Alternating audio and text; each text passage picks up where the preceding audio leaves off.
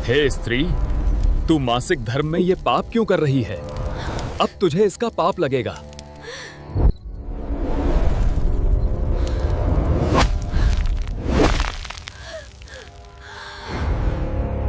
हाय, ये दर्द, हाय, हाय, ये दर्द, बहुत दर्द। हिंदू धर्म और शास्त्रों में मासिक धर्म को लेकर कई नियम और कड़े विधान बनाए गए हैं। लेकिन क्या आप जानते हैं कि मासिक धर्म के दौरान स्त्रियों को ऐसे कौन से काम हैं जो भूल कर भी नहीं करने चाहिए? और क्या आपको पता है कि ऐसा कौन सा पाप है जो हर स्त्री अपने मासिक धर्म के दौरान अनजाने में ही सही पर करती जरूर है? आखिर अचानक से स्त्रियों को इस भारी पीड़ा और मासिक धर्म का श्राप किसने और क्यों दिया था? दोस्तों, आज की इस वीडियो में हम इसी रहस्य पर से पर्दा उठाने वाले हैं। ये कोई आम जानकारी या सुनी सुनाई बातें नहीं हैं, बल्कि ये वो परम ज्ञान है जो खुद देवों के देव महादेव ने माता पार्वती को बताया था। इसलिए मेरी आपसे गुजारिश है कि इस अद्भुत और ज्ञान से भरी कहानी को अंत तक जरूर सुनना, वरना आप शास्त्रों के एक बहुत बड़े रहस्य से हमेशा के लिए अनजान रह जाएंगे। तो चलिए महादेव का नाम लेकर शुरू करते हैं आज की ये कथा। हिमालय की सर्वोच्च चोटियों पर स्थित, जहां की बर्फीली हवाओं के कण कण में भी ओम नमः शिवाय का शाश्वत नाद गूंज रहा था, वहां आदि अनंत कालों के काल भगवान शिव गहरे ध्यान में मग्न बैठे थे। कैलाश पर्वत की शुभ्र श्वेत बर्फ प्रातःकाल के सूर्य की सुनहरी किरणों का स्पर्श पाकर स्वर्ण की भांति चमक रही थी। वहां का वातावरण अत्यंत शांत और अलौकिक था, मानो समय भी वहां आकर ठहर गया हो। लेकिन उस अपार शांति और समाधि में भी महादेव के भीतर संपूर्ण जगत के कल्याण की गहरी चिंता छिपी थी। जगत जननी माता पार्वती, जो स्वयं आदि शक्ति का स्वरूप हैं, शिवजी के वाम अंग के समीप विराजमान थीं। उनकी करुणामयी दृष्टि मृत्युलोक पृथ्वी पर टिकी हुई थी। उन्होंने अपने तपोबल से देखा कि पृथ्वी पर स्त्रियां अपने जीवन के एक अत्यंत प्राकृतिक और विशेष चक्र, जिसे मासिक धर्म या रजस्वला अवस्था कहा जाता है, को लेकर घोर संशय, पीड़ा और मानसिक कष्ट में अपना जीवन व्यतीत कर रही थीं। समाज ने अज्ञानतावश उनके लिए कई कठोर नियम और भ्रांतियां बना दी थीं। उन्हें अपवित्र माना जा रहा था, उन्हें एकांत में धकेला जा रहा था, लेकिन उस शारीरिक कष्ट और उन नियमों का मूल कारण कोई नहीं जानता था। एक मां होने के नाते अपनी पुत्रियों की इस मौन पीड़ा को देखकर माता पार्वती का हृदय करुणा और वात्सल्य से भर गया। उन्होंने अत्यंत श्रद्धा और प्रेम से धीरे से भगवान शिव के चरणों का स्पर्श किया। स्पर्श पाते ही शिवजी ने अपने नेत्र खोले। उन नेत्रों में संपूर्ण ब्रह्मांड जितनी अथाह गहराई और शांत सागर जितनी असीम करुणा थी। पार्वती जी ने अत्यंत मधुर परंतु व्याकुल स्वर में कहा, हे प्राणनाथ, हे महादेव, आज मेरा मन एक विशेष प्रश्न को लेकर अत्यंत व्यथित है। मेरी दृष्टि जब पृथ्वी पर जाती है तो मैं देखती हूँ कि स्त्रियां रजस्वला अवस्था, मासिक धर्म के समय अत्यंत असहनीय शारीरिक और मानसिक कष्ट उठाती हैं। समाज ने उनके इस समय के लिए कई नियम गढ़े हैं कि उन्हें क्या छूना चाहिए, क्या नहीं करना चाहिए, कहाँ नहीं जाना चाहिए। क्या ये सब केवल मनुष्यों द्वारा बनाए गए कोरे अंधविश्वास है, या इसके पीछे कोई गहरा आध्यात्मिक पौराणिक रहस्य और ब्रह्मांडीय विज्ञान छिपा है? और स्वामी, कृपा कर ये भी बताएं कि वो कौन से 3 कार्य हैं जो एक स्त्री को इस अवस्था में भूल कर भी नहीं करने चाहिए, ताकि वे अनजाने पाप से बच सके। पार्वती जी के इस लोक कल्याणकारी प्रश्न को सुनकर भगवान शिव मंद मंद मुस्कुराए। उनकी उस दिव्य मुस्कान में तीनों लोकों का भूत, भविष्य और वर्तमान का ज्ञान छिपा था। उन्होंने अपने अमृतमय स्वर में कहा, हे उमा, हे कल्याणी, तुमने आज जगत की समस्त स्त्रियों के उद्धार और उनके कल्याण के लिए अत्यंत उत्तम और गूढ़ प्रश्न किया है। मृत्युलोक में जिसे साधारण मनुष्य अज्ञानतावश केवल एक शारीरिक प्रक्रिया या अशुद्धि मानते हैं, वास्तव में उसके पीछे देवताओं का एक बहुत गहरा रहस्य, एक घोर कृत्य और एक प्राचीन महापाप की कथा छिपी है। इस अवस्था का संबंध सीधे तौर पर देवताओं के राजा इंद्र के एक कृत्य से जुड़ा है। आज मैं तुम्हें वो अत्यंत गुप्त कथा विस्तार से सुनाता हूं जो बहुत कम ज्ञानी मनुष्य ही जानते हैं। भगवान शिव ने अपने नेत्रों को हल्का सा मूंदकर वो प्राचीन कथा आरंभ की। ये बहुत समय पूर्व की बात है, जब सृष्टि में सतयुग का काल चल रहा था। स्वर्गलोक के राजा देवराज इंद्र अपने सिंहासन, वैभव और अपनी असीमित शक्ति के अहंकार में पूरी तरह चूर थे। उन्हें लगता था कि तीनों लोकों में उनके समान शक्तिशाली और ऐश्वर्यवान कोई नहीं है। एक बार स्वर्ग की भव्य सुधर्मा सभा लगी हुई थी। अप्सराएं नृत्य कर रही थीं, गंधर्व गान कर रहे थे और सभी देवता इंद्र की स्तुति में मग्न थे। उसी समय उस भव्य सभा में देवताओं के परम पूजनीय देवगुरु बृहस्पति का आगमन हुआ। एक शिष्य का यह परम धर्म होता है कि गुरु को देखते ही वह अपना स्थान छोड़ दे और उनके सम्मान में नतमस्तक हो जाए। परंतु सत्ता और अहंकार के मद में अंधे हो चुके इंद्र अपने स्वर्ण सिंहासन से रत्ती भर भी नहीं उठे। न तो उन्होंने उठकर अपने गुरु का स्वागत किया और न ही उन्हें प्रणाम कर उनका सम्मान किया। देवगुरु बृहस्पति परम ज्ञानी थे। वे इंद्र के इस मौन अहंकार को तुरंत भाप गए। उन्होंने इसे केवल अपना नहीं बल्कि ज्ञान और गुरु परंपरा का घोर अपमान समझा। वे बिना कोई श्राप दिए या क्रोध प्रकट किए अत्यंत क्षुब्ध होकर चुपचाप उस सभा से अंतर्ध्यान हो गए। हे पार्वती, गुरु का अपमान एक ऐसा पाप है जो मनुष्य के समस्त पुण्यों को क्षण भर में भस्म कर देता है। गुरु बृहस्पति के वहां से जाते ही स्वर्ग से बरकत और देवताओं की सद्बुद्धि क्षीण होने लगी। इंद्र का दिव्य तेज और ओज पल पल नष्ट होने लगा। जैसे ही यह बात पाताल लोक में असुरों को पता चली कि देवता अपने गुरु के संरक्षण से विहीन हो गए हैं, उन्होंने इसे एक सुनहरा अवसर माना। असुरों की विशाल सेना ने स्वर्ग पर भयंकर आक्रमण कर दिया।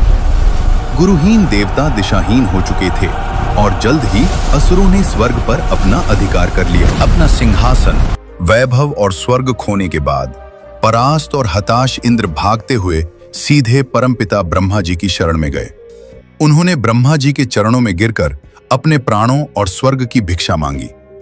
ब्रह्मा जी ने गंभीर स्वर में कहा, हे इंद्र, तुमने सत्ता के मद में अंधे होकर अपने ही तारणहार गुरु का घोर अपमान किया है।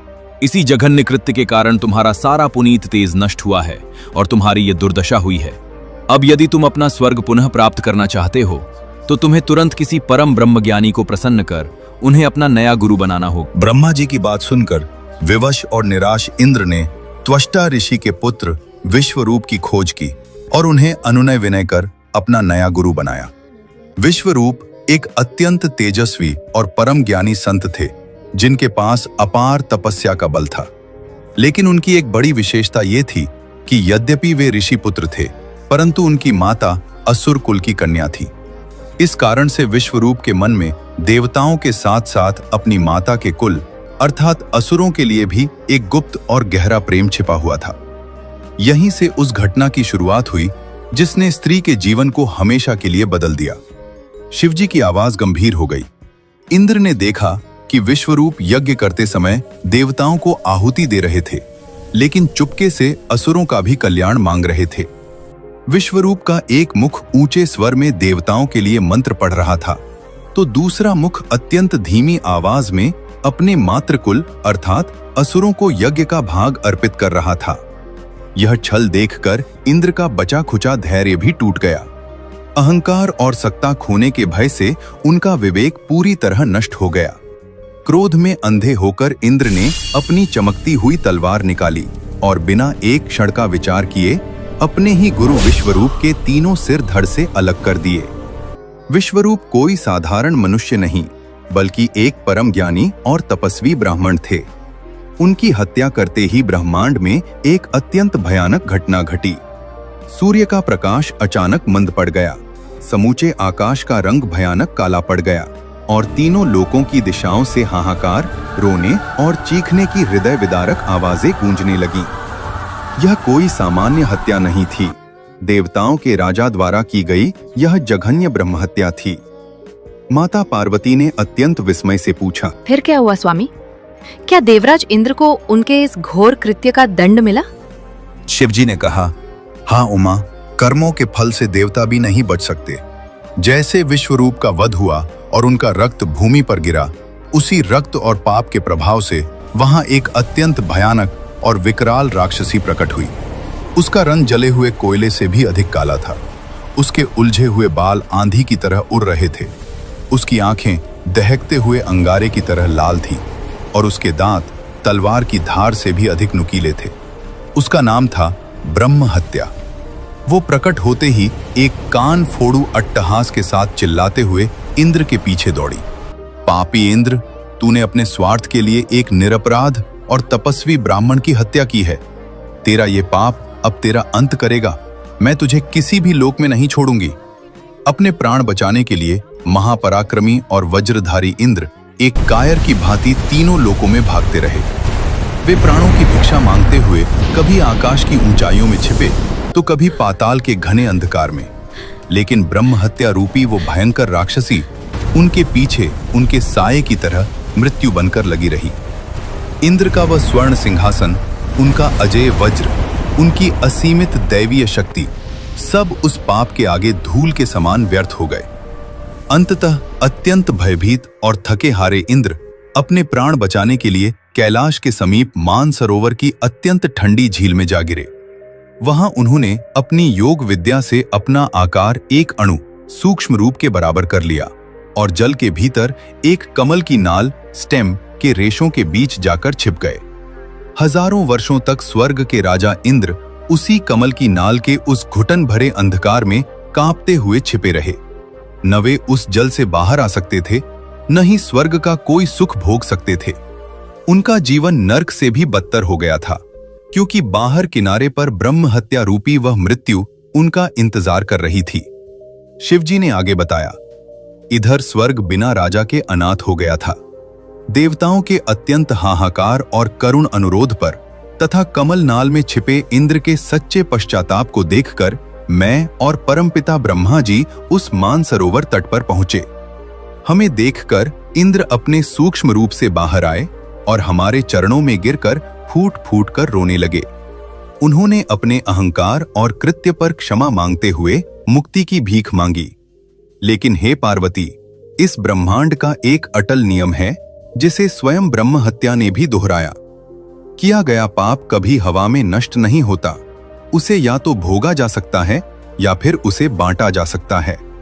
इंद्र को उस घोर यंत्रणा से मुक्त करने और सृष्टि का संतुलन पुनः स्थापित करने के लिए उस ब्रह्म हत्या पाप को 4 अलग अलग भागों में बांटने का एक अत्यंत कठिन निर्णय लिया गया। यह एक ऐसा पाप था जिसे धारण करने से सब कांपते थे।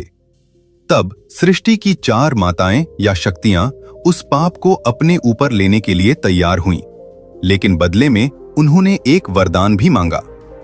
पहला भाग पृथ्वी, ब्रह्म हत्या का पहला हिस्सा धरती ने लिया। भगवान शिव ने कहा, हे उमा, उस भयंकर ब्रह्म हत्या का पहला हिस्सा हमारी सहनशील और क्षमामयी माता धरती ने अपने ऊपर लिया। धरती जो संपूर्ण चराचर जगत का भार बिना किसी शिकायत के सहती है, उसने देवताओं के उद्धार और सृष्टि के संतुलन के लिए इस घोर पाप को स्वेच्छा से स्वीकार किया।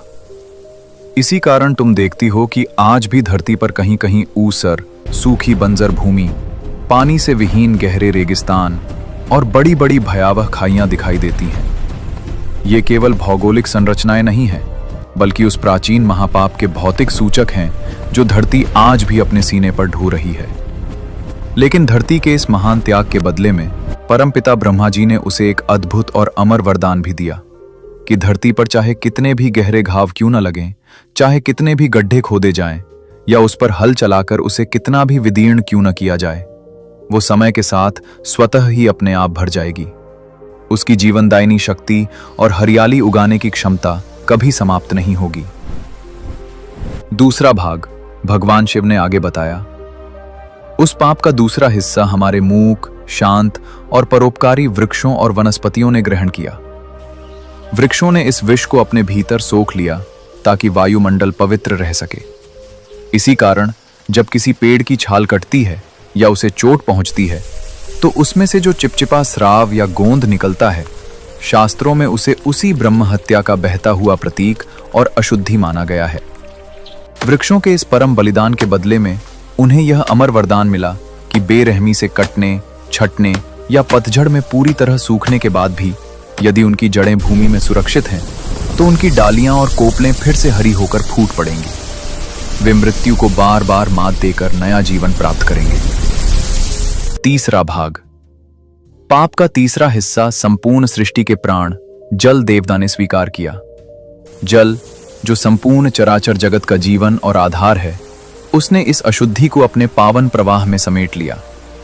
तुम देखती हो उमा, जब जल तेज गति से बहता है तो उसके ऊपर जो मलिन झाग और बुलबुले तैरते हुए आते हैं, वे उसी पाप के अंश हैं। लेकिन जल के इस महान और निस्वार्थ त्याग के लिए उसे यह वरदान मिला कि चाहे उसमें दुनिया भर की कितनी भी अशुद्धियां क्यों न मिल जाएं, जल का मूल स्वभाव हमेशा अत्यंत पवित्र ही रहेगा और वो अपने स्पर्श मात्र से संपूर्ण जगत को जीवन, शीतलता और पवित्रता देता रहेगा। अब बचा था सबसे अंतिम और सबसे भारी हिस्सा। माता पार्वती अत्यंत भावुक होकर बिना पलक झपकाए ध्यान से सुन रही थी। उनका मातृत्व और स्त्रीत्व भीतर तक जागृत हो चुका था। शिवजी ने एक गहरी श्वास ली और अत्यंत कोमल गदगद स्वर में कहा, चौथा और अंतिम हिस्सा स्त्री जाति ने स्वीकार किया। किसी भी देव, यक्ष या पुरुष में इस महापाप को सहने की क्षमता नहीं थी। तब स्त्रियों ने संपूर्ण जगत के कल्याण, देवताओं की रक्षा और नए जीवन के निर्बाध सृजन के लिए उस घोर पाप के अंश को अपने कोमल शरीर पर ले लिया। इसी सर्वोच्च बलिदान के कारण स्त्रियों को हर माह मासिक धर्म, रजस्वला अवस्था के चक्र से गुजरना पड़ता है। उस मासिक धर्म के रक्त के रूप में वह ब्रह्म हत्या का संचित दोष हर महीने स्त्री के शरीर से कटकर बाहर निकलता है और उसका शरीर पुनः शुद्ध होता है। स्त्रियों के इस असीम त्याग को देखकर देवता नतमस्तक हो गए। बदले में स्त्रियों को वरदान मिला कि वे पुरुषों से कहीं अधिक प्रेम, अपार सहनशीलता और ममता की अथाह क्षमता रखेंगी। और सबसे बड़ा ईश्वरीय वरदान ये मिला कि सृष्टि को आगे बढ़ाने का, एक नए जीव को अपने गर्भ में धारण कर संतान उत्पत्ति करने का सर्वोच्च सौभाग्य केवल और केवल स्त्री जाति को ही प्राप्त होगा। शिवजी बोले, हे पार्वती, चूंकि मासिक धर्म के दौरान स्त्री के शरीर से उस प्राचीन पाप या नकारात्मक ऊर्जा का विसर्जन हो रहा होता है और उसका शरीर एक अत्यंत गहरी प्राकृतिक शुद्धि की प्रक्रिया में होता है, इसलिए हमारे ऋषि मुनियों और शास्त्रों ने 3 विशेष कार्यों को पूर्णतः वर्जित किया है। यदि अज्ञानतावश या भूल कर भी ये काम किए जाएं, तो स्त्री के स्वयं के स्वास्थ्य, उसकी ऊर्जा और पूरे घर की सुख शांति पर अत्यंत गहरा और नकारात्मक प्रभाव पड़ता है। पहला वर्जित कार्य है कच्चे भोजन और पवित्र अग्नि को स्पर्श करना। कारण महादेव ने गहराई से समझाया, उमा, अग्नि, आग अत्यंत पवित्र होती है और इसे साक्षात देवता माना गया है। प्राचीन मान्यताओं और ऊर्जा विज्ञान के अनुसार मासिक धर्म के दौरान स्त्री के शरीर से जो अशुद्ध ऊर्जा बाहर निकलती है, वह अत्यंत राजसिक और तामसिक होती है। यदि कोई स्त्री इस अवस्था में भोजन पकाती है, तो उसके हाथों और शरीर के माध्यम से वह तामसिक ऊर्जा उस सात्विक भोजन में स्थानांतरित हो सकती है। जब परिवार के सदस्य उस भोजन को ग्रहण करते हैं, तो उनके मन, विचार और स्वास्थ्य पर इसका सीधा नकारात्मक प्रभाव पड़ता है। साथ ही पुराने समय में अन्न कूटने, पीसने और चूल्हे पर खाना बनाने में अत्यधिक शारीरिक श्रम लगता था, जबकि इस समय स्त्री के शरीर को भीतर से पूर्ण विश्राम की आवश्यकता होती है। इसलिए उसे रसोई के भारी कार्यों से पूरी तरह मुक्त रखा गया। दूसरा वर्जित कार्य है देव मूर्तियों का स्पर्श या मंदिर में प्रवेश। कारण, हे कल्याणी, मंदिर और पूजा स्थल एक विशेष प्राण प्रतिष्ठा और उच्च आध्यात्मिक सकारात्मक ऊर्जा के सघन केंद्र होते हैं। वहां की ऊर्जा हमेशा ऊपर की ओर ऊर्ध्वगामी बहती है, जबकि मासिक धर्म के दौरान स्त्री के शरीर की प्राकृतिक ऊर्जा अपान वायु नीचे की ओर प्रवाहित होती है, ताकि शरीर के भीतर की सभी अशुद्धियां निर्बाध रूप से बाहर निकल सकें। यदि इस समय स्त्री मंदिर के उच्च ऊर्जा क्षेत्र में जाती है या भगवान के जागृत विग्रह को छूती है, तो 2 बिल्कुल विपरीत दिशाओं वाली अत्यंत शक्तिशाली ऊर्जाओं का सीधा टकराव होता है। इससे न केवल मंदिर की सात्विकता खंडित हो सकती है, बल्कि स्वयं स्त्री के शारीरिक ऊर्जा चक्रों में भयंकर असंतुलन पैदा हो सकता है, जिससे उसे भविष्य में भारी शारीरिक कष्ट झेलना पड़ सकता है। तीसरा और अत्यंत महत्वपूर्ण कार्य है पति संग संबंध बनाना या भारी शारीरिक श्रम करना। कारण, हे देवी, इस समय स्त्री का शरीर किसी साधारण अवस्था में नहीं होता, बल्कि वो एक कठिन तपस्या से गुजर रहा होता है। उसका गर्भाशय स्वयं को छीलकर शुद्ध कर रहा होता है और वो अत्यंत कोमल, कच्ची और संवेदनशील स्थिति में होता है। इस समय संबंध बनाने से न केवल स्त्री को भयंकर संक्रमण और जानलेवा बीमारियों का खतरा रहता है, बल्कि ये उसके भविष्य में संतान उत्पत्ति की क्षमता को भी हमेशा के लिए हानि पहुंचा सकता है। साथ ही ब्रह्म हत्या के अंश के प्रवाह के कारण शास्त्रों ने इस समय को पूर्ण संयम, वैराग्य और ब्रह्मचर्य का काल माना है। इस समय स्त्री को मानसिक और शारीरिक रूप से पूर्ण एकांत, मौन और विश्राम की आवश्यकता होती है, ठीक वैसे ही जैसे कोई महान तपस्वी अपनी गहरी तपस्या में बैठा हो। शिवजी ने अपनी बात को अत्यंत प्रेमपूर्वक समाप्त करते हुए कहा, हे पार्वती, मनुष्य अपने अज्ञान के कारण इन नियमों को पाबंदी या छुआछूत समझ बैठे हैं, परंतु सत्य तो ये है कि ये नियम स्त्री को किसी भी बंधन में रखने के लिए नहीं, बल्कि उसकी स्वयं की सुरक्षा, उसकी आंतरिक पवित्रता और उसके अमूल्य स्वास्थ्य की रक्षा के लिए गढ़े गए थे। जो स्त्री इन 3-4 दिनों में संसार के भारी कार्यों से विमुख होकर पूर्ण विश्राम करती है, मौन रहकर ईश्वर का मानसिक जप करती है और स्वच्छता का कठोरता से ध्यान रखती है, वो जब इस चक्र से बाहर आती है तो वो अगले पूरे माह के लिए एक अद्भुत नई ऊर्जा, ओज और दैवीय तेज प्राप्त करती है। भगवान आशुतोष के मुख से इस गूढ़ और वैज्ञानिक रहस्य को सुनकर माता पार्वती के नेत्रों से प्रेमाश्रु बहने लगे।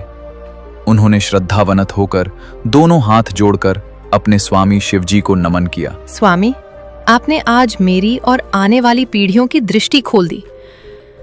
ये कोई अशुद्धि या हीन भावना का विषय नहीं, बल्कि एक परम शुद्धि और महान बलिदान की प्रक्रिया है।